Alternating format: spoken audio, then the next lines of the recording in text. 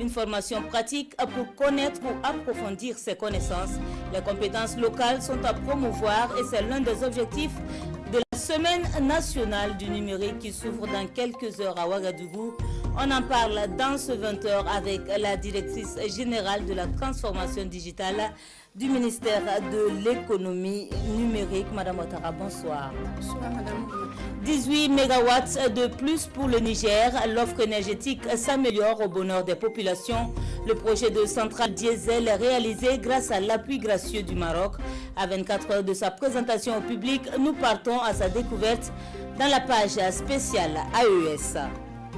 Que retenir du bilan mi-parcours du bureau burkinabé du droit d'auteur? Directeur général et personnel se prête à l'exercice de redevabilité. Nous vous ferons le point de la conférence de presse donnée à ce propos. Une fois de plus, bonsoir et merci de nous suivre. La mise en œuvre des projets et programmes de la Banque africaine de développement au Burkina, que retenir? La question s'est invitée aux échanges entre le Premier ministre et une délégation de l'institution conduite par son représentant au Burkina. Les détails de l'audience avec Nongba Kouda et Wendiam Achille Kaboré. L'administrateur représentant le Burkina Faso à la Banque africaine de développement BAD, c'est le Premier ministre pour une visite de courtoisie. Désiré Gueton saisit l'occasion pour lui faire le point sur les projets et programmes que le Burkina et la BAD ont en commun. J'ai eu beaucoup de fierté et beaucoup d'enthousiasme de pouvoir dire au Premier ministre que les projets qui sont en cours actuellement se déroulent très bien.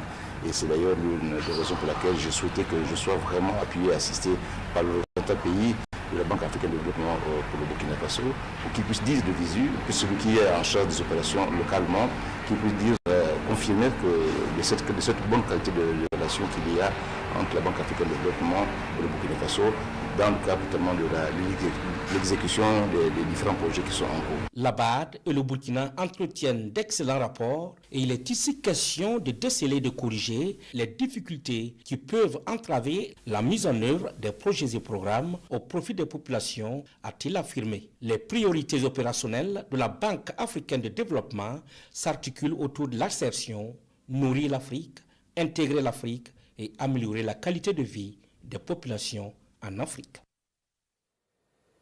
Des perspectives solides de renforcement de la coopération entre les pays africains et la Russie, ce sont les sillons tracés à la conférence ministérielle de Sotchi en Russie.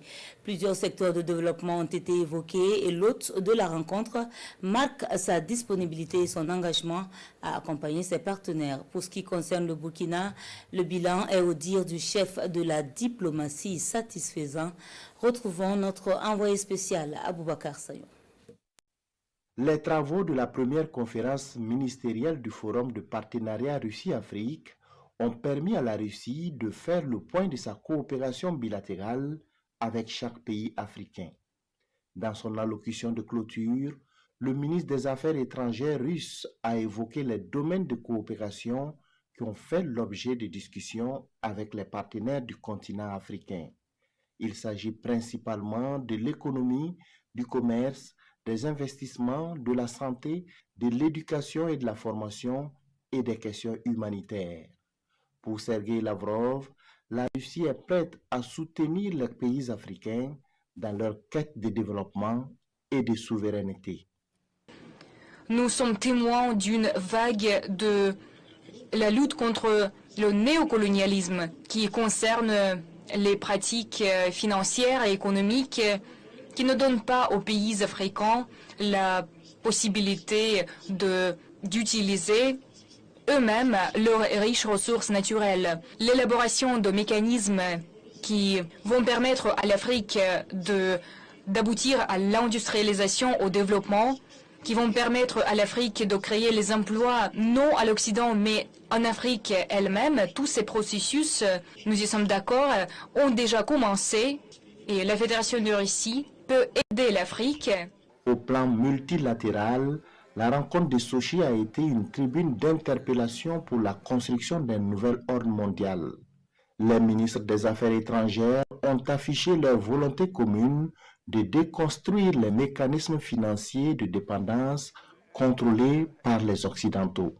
nous avons aussi estimé la nécessité de réfléchir sur une architecture financière mondiale qui innove et qui permette aux pays africains d'avoir leur mot à dire dans les mécanismes des échanges commerciaux au niveau international.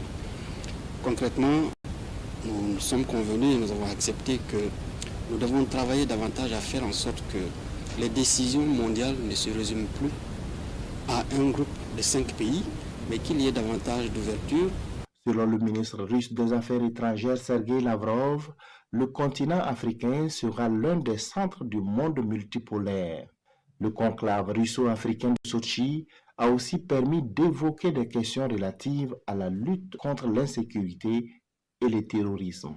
Nous avons effectivement reconnu qu'il est nécessaire de travailler à décloisonner davantage nos rapports pour pouvoir venir à bout de ces questions.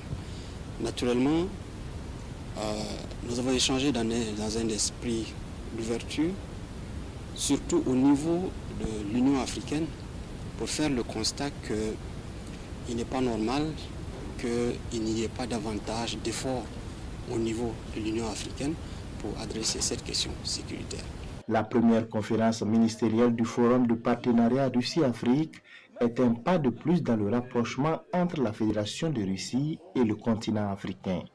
Les travaux ont donné l'opportunité de discuter des progrès réalisés dans la mise en œuvre des instructions données par les chefs d'État lors du sommet de Saint-Pétersbourg en juillet 2023. La conférence de Sochi a aussi permis de définir de nouveaux domaines de coopération mutuellement bénéfiques. Et au cours des travaux de la veille, le ministre des Affaires étrangères s'est exprimé lors de la plénière. Il a salué le soutien de la Russie à l'égard des pays de l'AES engagés dans la lutte contre le terrorisme. Son intervention avec Aboubakar Sayoum.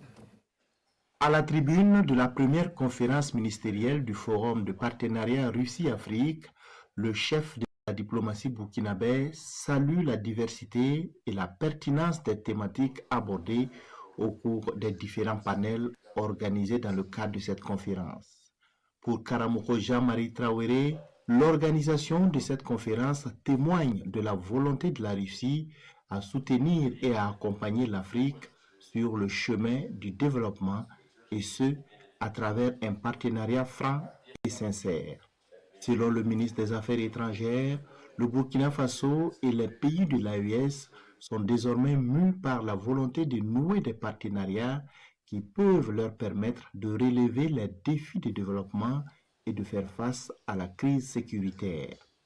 Les États de l'AES sont dans une bonne dynamique de victoire dans la bataille à eux imposée par des groupes terroristes au dessein inavouable.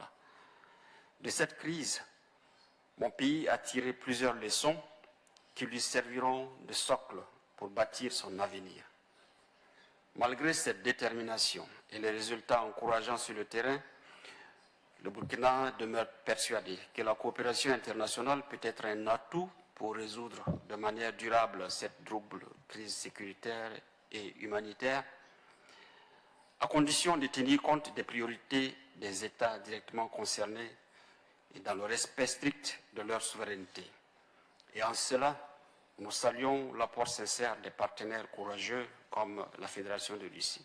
Karamoko Jean-Marie Traoré reste convaincu que la coopération entre la Russie et l'Afrique va se renforcer davantage au regard de l'engagement affiché par les deux parties et de la diversité des domaines de coopération. À l'entame de son intervention, le ministre burkinabé des Affaires étrangères a transmis les félicitations du président du Faso, le capitaine Ibrahim Traoré, au président de la Fédération de Russie, Vladimir Poutine, pour son leadership assumé sur l'échiquier international.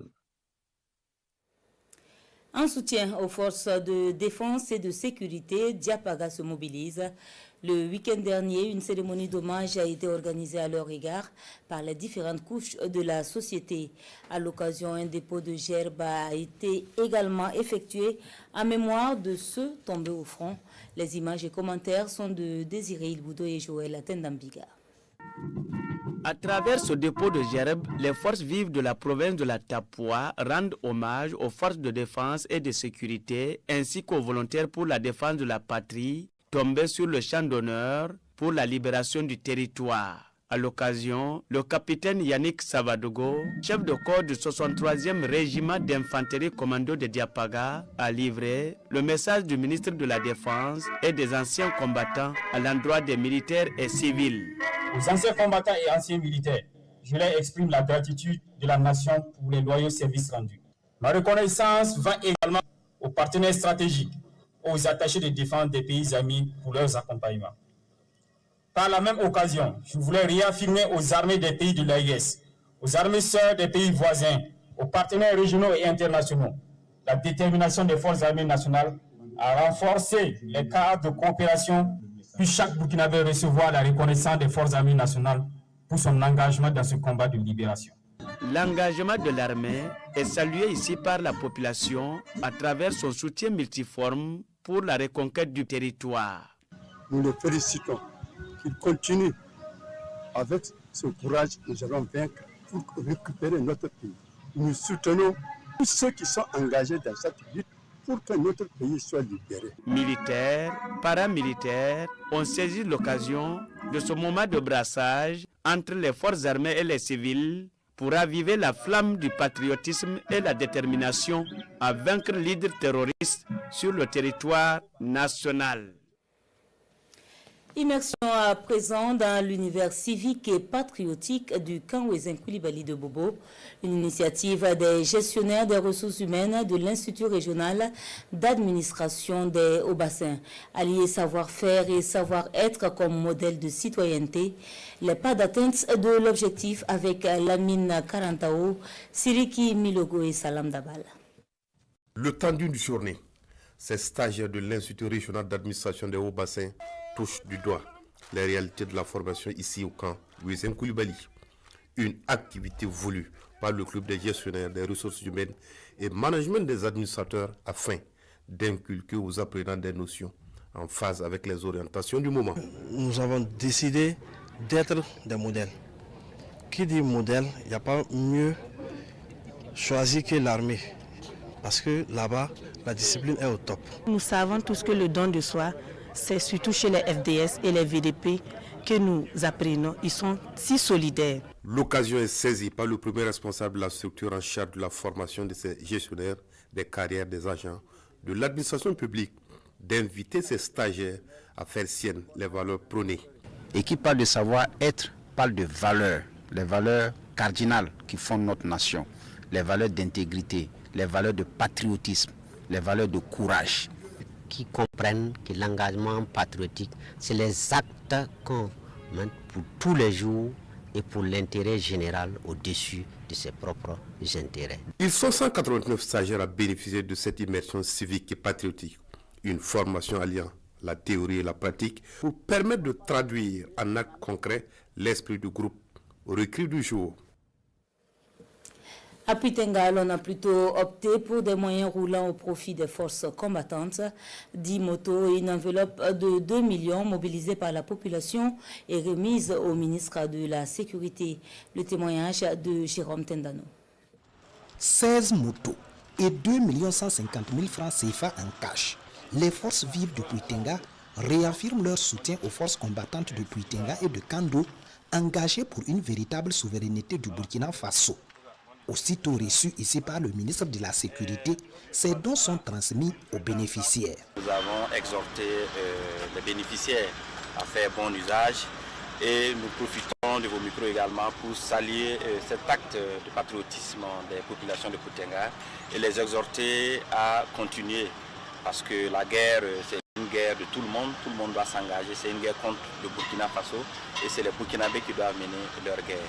Donc nous les félicitons, nous les encourageons pour cet acte pour accompagner les VDP et les FDS. Au niveau du gouvernement, tous les moyens sont déployés pour que nous puissions restaurer la paix et la sécurité au Burkina Faso. Et cela également doit se sentir par tout le monde. Et la contribution individuelle et collective des gens sont attendues pour que nous puissions également mener à bien cette guerre. Cette mobilisation des forces vives de Puitenga est motivée par un constat. Le tandem force de défense et sécurité VDP engrange des résultats au quotidien et un soutien en moyens logistiques va davantage faciliter leur mobilité, gage de sécurité pour les populations. On voit que des VDP et des FTF ont fait des efforts au niveau de la guerre, mais parfois par manque de motos, c'est difficile à faire la patrouille. Voilà pourquoi on a fait des mobilisations pour pouvoir acheter des motos pour les défendre quand même. Débutée en septembre dernier, la collecte de fonds se poursuit, de même que d'autres initiatives de soutien jusqu'à la reconquête intégrale du territoire burkinabé, rassure le porte-parole des forces vives de Puitenga. Le domaine du numérique qui avance à grands pas et avec lui l'intelligence artificielle. Il faudra désormais faire avec, s'y familiariser et même la maîtriser. Et c'est l'objectif d'un bootcamp organisé à Ouagadougou au profit de jeunes burkinabés. L'atelier est initié par le projet Africa Tech Up Tour. Le point avec Siedi Larienne et Jérôme Atendano. Une vingtaine de jeunes burkinabés à outillés en intelligence artificielle IA, dans un contexte où la transformation numérique s'impose comme un facteur clé de développement économique et social. Cette formation des jeunes en IA vise à les outiller sur les enjeux de ces technologies. Comme vous le savez aujourd'hui, on parle d'une nouvelle révolution. L'Internet a été une révolution. Aujourd'hui, on parle à travers l'intelligence artificielle d'une nouvelle révolution ou de Web 3.0. Donc c'est une révolution aussi. L'Afrique ne doit pas être en marge de cette révolution, elle doit prendre part à cette révolution. Et pour le faire, en fait, il faut forcément mettre en place des outils pour pouvoir former notre jeunesse et former les gens en fait, à s'approprier cette technologie et à pouvoir la développer. Une semaine durant, ces jeunes vont travailler en équipe sur plusieurs thématiques importantes. C'est de partir de nos données scientifiques, particulièrement sur 3 sujets majeurs, qui est la production agricole. Et l'IA peut être une solution et on va travailler là-dessus. Deuxième sujet majeur, c'est sur les langues nationales. Nous allons partir aussi de la donnée sur la recherche pour plébisciter des solutions à la sortie de ce bootcamp. Le troisième aujourd'hui, c'est les questions des finances. Africa Tech Up Tour est un projet associatif et communautaire initié en 2019.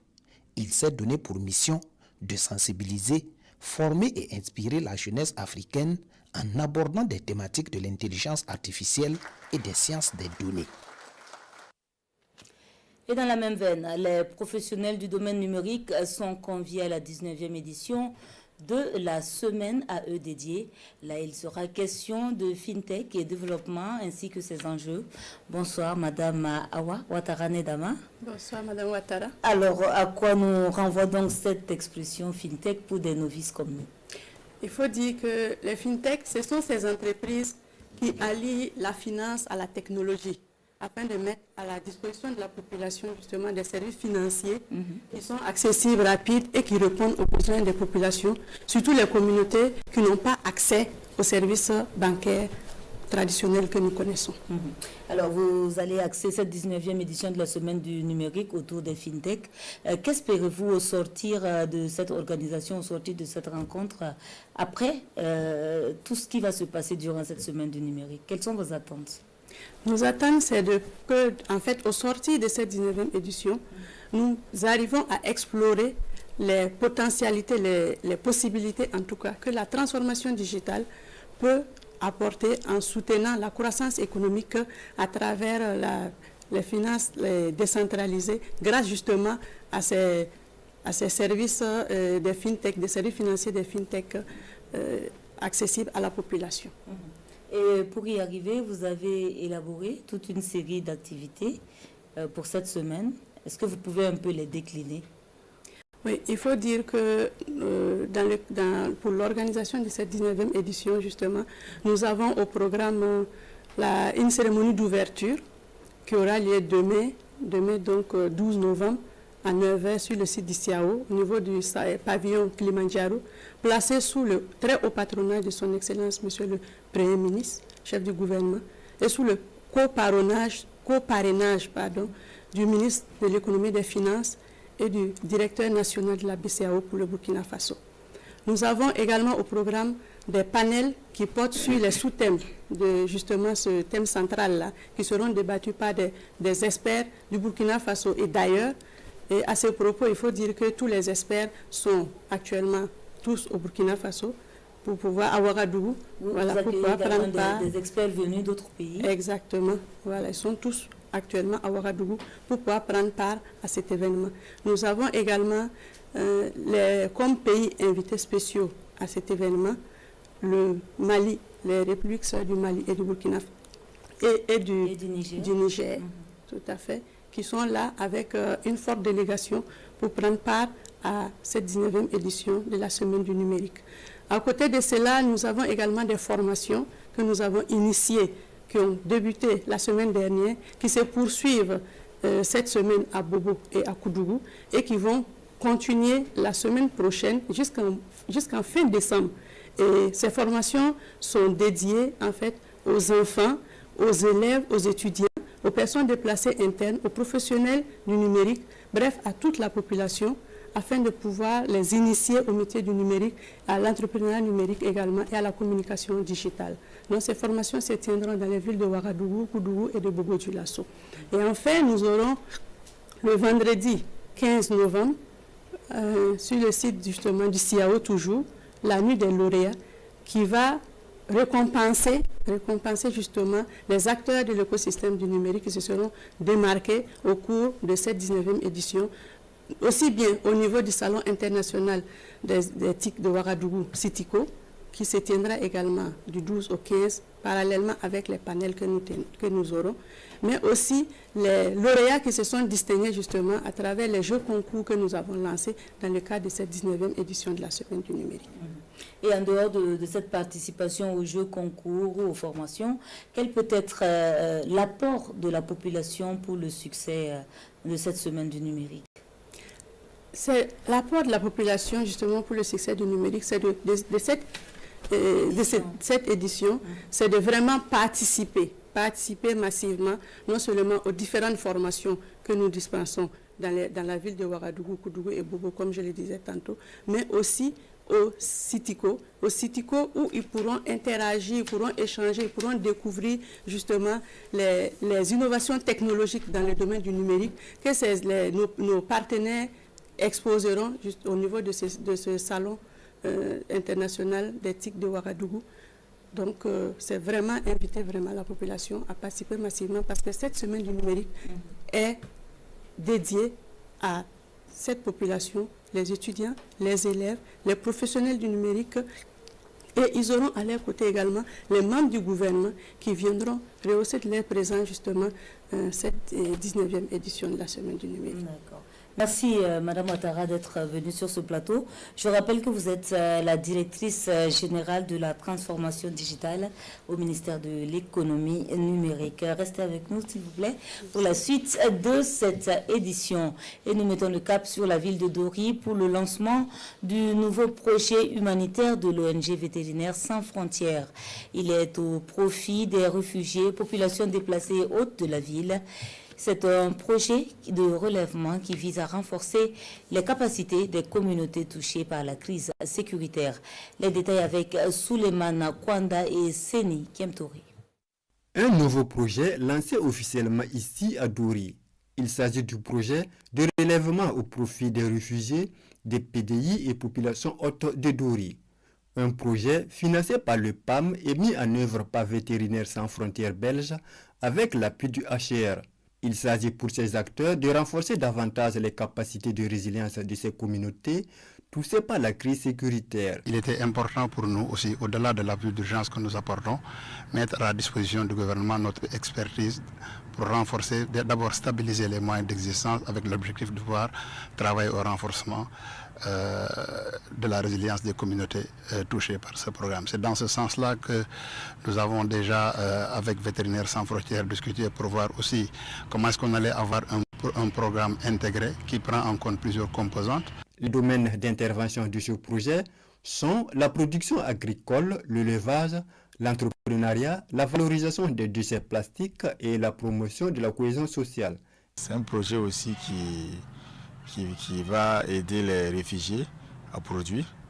Et c'est un projet aussi qui va aider ces réfugiés-là à faire des activités génératrices de revenus. Et le projet s'inscrit aussi dans un cadre de cohésion sociale. Donc il y a des activités de cohésion sociale qui sont prévues. Et on se dit qu'avec cet apport-là, ces populations déplacées de force pourront quand même mener des activités et subvenir à certains besoins. Donc c'est déjà un impact positif que nous apprécions bien sûr à sa juste valeur. Ce projet est financé à hauteur de 300 millions de francs CFA pour une durée de 4 mois. Comment réguler au mieux la pratique médicale au Burkina au regard du nombre grandissant de médecins et des exigences de qualité des établissements de santé? L'Ordre national veut par un atelier de cadrage jeter les bases pour l'élaboration d'un plan stratégique. Les travaux avec Moumouni Wanga. S'assurer de la qualité des ressources humaines médicales mises à la disposition des formations sanitaires et garantir des soins appropriés aux patients. Voici entre autres les missions de l'Ordre national des médecins du Burkina Faso, des missions dont l'accomplissement est tributaire de l'existence d'environnements législatifs favorables. Et le présent cadre sert de repère pour imprimer la marche à suivre. C'est de pouvoir mettre à la disposition de l'Ordre national un document stratégique qui va orienter et guider ses actions au cours des 5 prochaines années et lui permettre d'accomplir pleinement sa mission de régulation de la pratique médicale dans notre pays et in fine justement de permettre de protéger davantage la santé de la population. Cette rencontre qui se veut participative connaît la présence d'autres fêtières du domaine de la santé. L'ambition affichée par les acteurs, faire de l'Ordre national des médecins du Burkina Faso une structure de régulation de premier plan en matière de pratique et de formation médicale pour la protection de la santé de la population. Elle se donne pour mission de renforcer la souveraineté alimentaire et durable au Burkina. Pour ce faire, elle se concerte à travers un forum prévu les 12 et 13 novembre prochains dans la capitale. Il s'agit d'une coalition d'organisations non gouvernementales et d'organisations de la société civile. Le point de leur conférence de presse d'avant-événement avec Mariama Tamboura. Face aux défis liés au changement climatique, à l'insécurité alimentaire et à la dépendance aux importations, la promotion des systèmes alimentaires durables s'impose comme une priorité pour le Burkina Faso et l'Afrique de l'Ouest en général. Voilà qui explique les raisons de la création du FISAD, le Forum international des systèmes alimentaires durables. La première édition se tient du 12 au 13 novembre 2024. Durant 2 jours, Ouagadougou sera donc la capitale mondiale de l'agroécologie et le comité d'organisation est face aux journalistes pour donner les grandes lignes de ce forum. Durant ces 2 jours, le FISAD offrira un espace unique de réflexion et de partage, avec des panels d'experts de haut niveau, des sessions plénières et des communications. Nous explorerons ensemble les avancées des politiques agricoles, les innovations paysannes et les recherches qui orientent aujourd'hui la transition agroécologique. Des stands d'exposition permettront également aux participants de découvrir des produits issus de cette transition, illustrant des modes de production respectueux de l'environnement ainsi que des résultats de recherche scientifiques et locales. Enfin, des projections de films viendront enrichir cette expérience et sensibiliser sur l'importance de ces pratiques durables. Le Forum international des systèmes alimentaires durables se tient sous le thème « Mise à l'échelle des pratiques transformatrices vers la souveraineté alimentaire en Afrique de l'Ouest à travers des systèmes alimentaires durables ». Il va réunir des experts du Mali, du Sénégal, de la Côte d'Ivoire et du Burundi pour des partages d'expériences et de connaissances.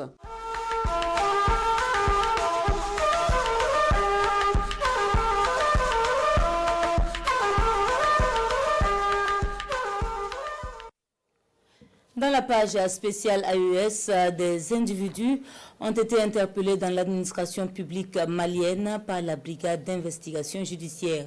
Au nombre de 5, ils sont suspectés d'avoir validé illégalement des identifications de fonctionnaires en utilisant leurs propres empreintes digitales. Le récit de l'affaire avec Agibou Koulibaly. La brigade d'investigation judiciaire, toujours à l'œuvre. Elle vient de procéder à l'arrestation de 5 personnes. Selon les informations recueillies, les suspects auraient détourné le processus de validation en substituant leur empreinte digitale à celle des véritables fonctionnaires. Donc le 5 novembre 2024, aux environs de 17h, la BIJ a procédé à l'interpellation de 5 individus suspectés d'avoir frauduleusement validé des procédures d'identification en violation flagrante de la procédure soumise à cet effet. Suite aux instructions de nos chefs et après un compte rendu au procureur du pôle national économique et financier, une enquête a été ouverte. Il convient de rappeler que le 2 octobre 2024, les données issues du contrôle du système intégré de gestion des ressources humaines des fonctions publiques de l'État et des collectivités ont été analysées en vue d'une corrélation avec les données des agents émargeant au budget de l'État.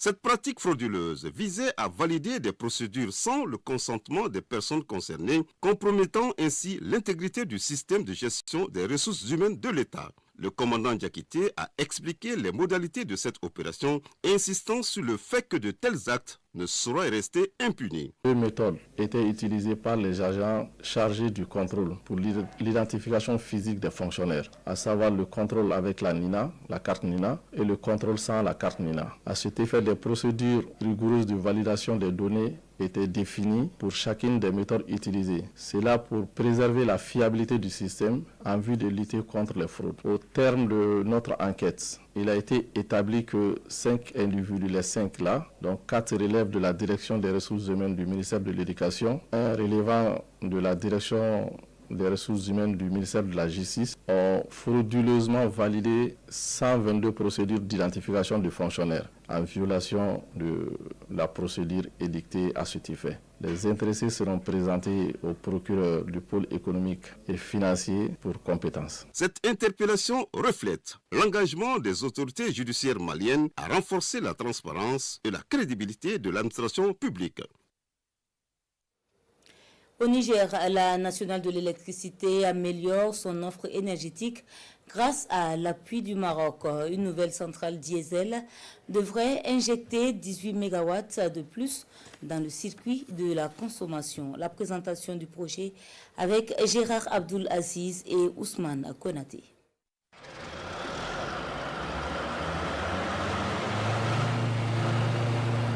La Nigérienne de l'électricité Nigélec voit ses capacités renforcées avec l'injection récemment d'environ 18 MW dans son réseau électrique à Niamey grâce à l'aboutissement du projet d'installation de la centrale diesel par l'Office national de l'eau et de l'électricité ONE du Maroc à la zone industrielle Niamey 2. Il faut dire que suite à la rupture de la fourniture de l'énergie électrique par le Nigeria du fait des sanctions injustes et inhumaines de la CEDEAO contre notre pays, suite aux événements du 26 juillet 2023, les nouvelles autorités ont sollicité l'appui du royaume chérifien pour faire face à la situation. C'est ainsi que le Maroc va satisfaire la requête du Niger et mieux, ce pays ami et frère va réagir avec promptitude et réaliser la centrale composée de 9 groupes de 2,5 MW chacun à titre de don. On avait convenu d'une convention sur 18 mois et une fois que cette convention a été déterminée, ils se sont acharnés à faire parvenir ces groupes accompagnés de techniciens au nom de 35 pour nous aider à mettre en place ces groupes. Cette centrale a été réalisée en un temps record, tenez bien, 4 mois au lieu de 18 initialement prévus. Ceci est à mettre à l'actif des techniciens marocains, une trentaine, et ceux de la Nigélec disponibles nuit et jour sur le chantier. Des pays voisins et amis qui ont facilité le transit du matériel dans des conditions optimales de sécurité et l'ambassadeur sortant du Maroc au Niger, Alal El Achab, très dynamique. En traversant des pays tels que la Mauritanie, le Mali, le Burkina et la frontière nigérienne. Ces groupes ont été accompagnés par les armées de tous ces pays et ils ont mis à la disposition du convoi et tout ce qui s'ensuit. Mais il n'y a pas qu'à Niamey que la situation énergétique s'améliore. À l'intérieur du pays également, ça sera le cas avec plusieurs projets en cours de réalisation.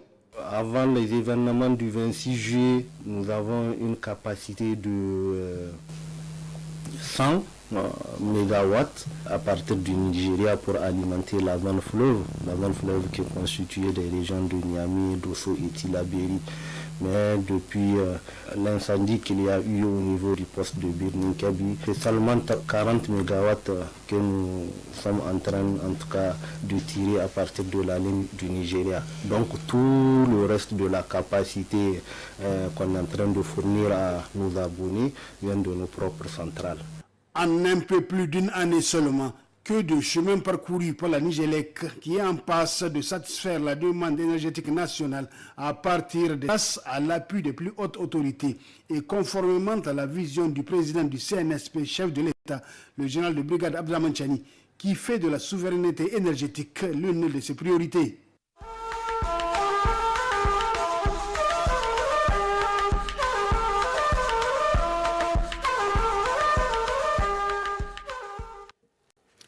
Retour au Burkina et dans les Cascades, le projet d'appui à la promotion des filières était sur les traces de ces réalisations. Également engagé pour l'atteinte de l'autosuffisance alimentaire et nutritionnelle, plusieurs pistes rurales sont réhabilitées ainsi que l'aménagement de bas-fonds rizicoles et magasins de stockage. Le constat de Bourema Kane et Kadouro Menki. Du riz à maturité prêt pour la récolte. Nous sommes dans le bas-fond de Niamia-Dougou, commune rurale de Soubaraya-Dougou dans la région des Cascades. Un bas-fond de 16 hectares avec une production prévisionnelle de 4 tonnes à l'hectare, soit environ 80 tonnes de riz attendu de ce bas-fond. Sur ce site, le riz que je vous montre comme ça est produit en majorité par des femmes. C'est l'occasion de saluer leur résilience, de saluer leur engagement. Et aujourd'hui, ils peuvent être contents des résultats qu'ils ont obtenus et de l'accompagnement qui a été fait. Pour véritablement avoir du riz de qualité à la transformation, c'est maintenant que ça se joue. Voilà, il faut utiliser des équipements de post-récolte très adaptés, notamment l'utilisation des bâches. Il faut faucher sans prendre la terre parce qu'une fois qu'il y a beaucoup de terre, les cailloux vont suivre et finalement le riz à la transformation, ça va être très très difficile, en tout cas d'épurer le riz pour que ça soit très propre à la consommation. Donc c'est demander véritablement aux producteurs d'être très regardants dans les opérations post-récolte pour avoir du riz très propre et du riz de qualité. Le bas-fond risicole de Niamia-Dougou est aménagé par le projet d'appui à la promotion des filières agricoles PAPFA, un projet qui apporte de l'eau au moulin, de l'offensive agro-pastorale et halieutique. Dans la région des Cascades, pour cette campagne agricole, nous avons autour de 300 hectares de bas-fond qu'on a aménagés. Nous avons 70 hectares de périmètre maraîcher, notamment avec 35 hectares avec un dispositif de forage économe en eau. Nous avons réalisé 12 magasins de stockage, dont 7 magasins de conservation de céréales pour 60 tonnes et 5 magasins pour la conservation d'oignons de 5 tonnes. Et nous avons réalisé autour de 25 km de pistes de dessert agricole dans la région. Nous sommes contents d'avoir cette projet, d'avoir beaucoup de riz.